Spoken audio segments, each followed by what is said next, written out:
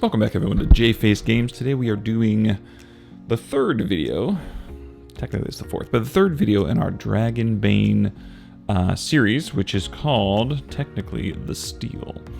What is The Steal? The Steal is the idea that I'm creating my own RPG game, and there are certain mechanics that you really like from other systems, and you could borrow those systems, right? You tailor them to your own design because they're going to fit your game a little differently, but they're inspirational enough that you would like to potentially borrow them and add them to your own game. So let's go ahead and talk about Dragonbane. I'm not sure if I'm going to stick with these categories forever, but these are the categories I put in here. And let's start with resource management. So one of the first things I liked about Dragonbane was Willpower. Willpower as a second resource.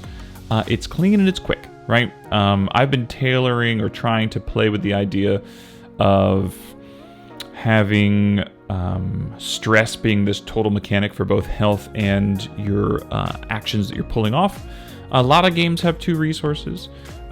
This one, for some reason, just connected with me. Having Willpower as a second resource, it's clean, it's quick, and they use it for everything. They used it for their magic system, they used it for heroic abilities, they used it for different kin features. So, in essence, all of the abilities in the game were flatlined, right? So that all of them use the same resource, which was Willpower. So if you're a fighter and you're using an ability, guess what? It uses Willpower.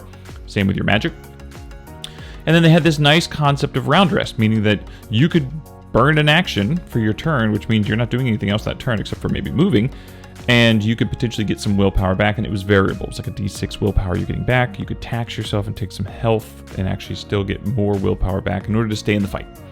So I liked this. You know, the current pressure system was using stress, and there were ways to not burn the stress during your, but it was a little clunky, and I thought this was just cleaner, so I'm going to test it out and see how it feels. In combat, what are the things I loved? I loved the idea of pushing yourself. So pushing yourself in the Dragonbane was the idea that you could re-roll at any point in time. You didn't need inspiration. You didn't need some sort of extra mechanic to get the re-roll, but you could re-roll at any point in time, but you had to take on a condition, and that condition was pretty much permanent. The only way to get rid of a condition was to rest, and that's like a long rest, I believe. So you could push yourself, get an extra re-roll, but now one of your attributes, one of your 6 attributes, was going to have disadvantage for the rest of the time until you actually get a rest. So I liked that. Once again, that's a risk reward. I liked that conditions were linked to attributes. That was simple and clean. There were 6 attributes, there were 6 conditions. Depending on which condition you had, that attribute had Bane whenever you used any skill or any ability with it. Perfect, easy. This one's a little trickier. This is the initiative, dodge, parry, action mechanic. What I'm trying to say here is that in Dragonbane, if you'd watch the first 2 videos, they have this card-based initiative, which I've always been biased towards because I've only played it in Savage Worlds on Fantasy Grounds, so it's automated. So I've never tried the variable card every round you're dishing it out, but in my encounter video for Dragonbane, I actually held a deck of cards and I drew them and I flipped them out, and it was super fast. And it was super fast mainly also because the action turns in Dragonbane were super fast. So actions were clean actions. You move, you perform an action, that's it, get done with it. And on top of that, they had this interesting parry dodge mechanic where I could use a parry or a dodge, but it means I have to go after the monster, which means I'd have to switch initiative orders with the monster in order to go after them to see if they could hit me. Or not a monster, monsters always hit. Or see if the NPC could hit me. And if they missed me, then great, I can now use my action to attack. If they hit me, maybe I could use my action to dodge, but now I'm not having an action that turn. There was an interesting mechanic there, right? And it seems like that was going to be the backbone of a lot of the decisions.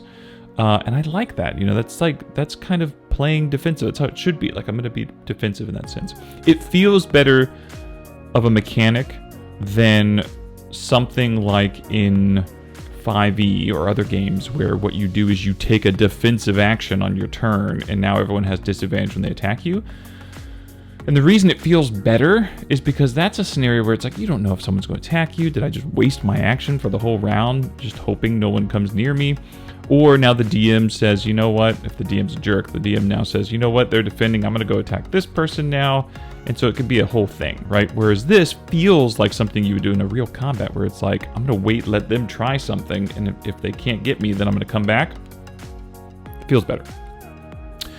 This one's real simple. I think it's just a smooth idea. If you have a certain level of strength or agility, guess what? You do extra damage. It's a nice little nod to you're strong, right? You get an extra d6. That's easy, simple. I like the idea that critical hits give an extra attack, not just double damage, but they give double damage and an extra attack. The damage in this system in general is ratcheted up, right? I really like the dying mechanic. The idea that you're still up when you're making your death rolls and you're still in the fight, but you may be killing yourself. That's a nice, simple mechanic that could easily be... It's more evocative to me. And then finally in combat, NPCs versus monsters. Monsters are... There's two things. One, if you watch the video that I had, the 5 mechanic RPG system, the fifth one, or maybe the third one, was that monsters should have different design than players. And this game does that, where you have NPCs that are the exact same as players, but they're bad guys. But then you have monsters that act very differently, right? They auto hit. They do lots of damage. They have these 6 actions that you roll a d6 to see which action they're going to be doing. So they're kind of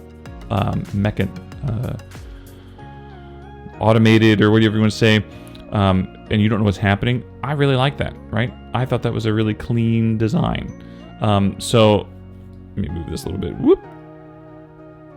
So I really like that. I thought that was a clean design, and I'm probably going to think about using something like that. So if I were going to pick some of these things that I'm probably going to use, I'm going to use probably some form of willpower. I'm going to add pushing because it's so simple, right? And conditions. I already have a couple conditions, and I can link those very quickly. So that's 3 things. Initiative, I don't know if I'm going to change up my whole initiative. That seems a little bit drastic. Damage would be easy to just add damage. Instead of adding it to an ability, I might add it to a class and just say, hey, guess what? You're a fighter. You do an extra d6 in melee with weapons. You know, that's an easy, small little feature to add that might make them feel better. And then certain monsters, I like this idea of thinking about the monsters from a mechanical standpoint in that sense. What about leveling? Well, leveling, there's 2 main things I really liked. I put leveling, but this is sort of character design, like character design itself. I like the advancement where you roll for skills. You're getting XP based on the things you're doing, and then you're rolling to see if your skill improves. That's really fun. That doesn't really fit with the pressure system, so it's unfortunate, but that would be something I would take if I could, right? It would be too fast in the pressure system because there's only like 4 different dice steps versus, 3 to 20. That's your potential range of stat. That's different. So unfortunately I can't take that one, but I like that one. And then equipment character sheet. I love their encumbered system. I love the idea that they have these different slots for tiny items versus inventory items versus items at the ready. And so it's very clean to design your character sheet around a way that's going to tell the story of what do I have available and what needs to use an action to get. Simple UI in essence, UI design. So I will consider that. I will consider that for equipment. So to summarize, things I'm probably going to use from the Dragonbane system, which is awesome.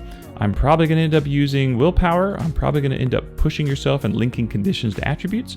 And I'm probably going to end up using something on my character sheet to define what items you need at the ready to use an action versus not at the ready. And then the other stuff I'm going to consider, put in the back of my brain that'll probably come up in design. So that's Dragonbane, the Steel.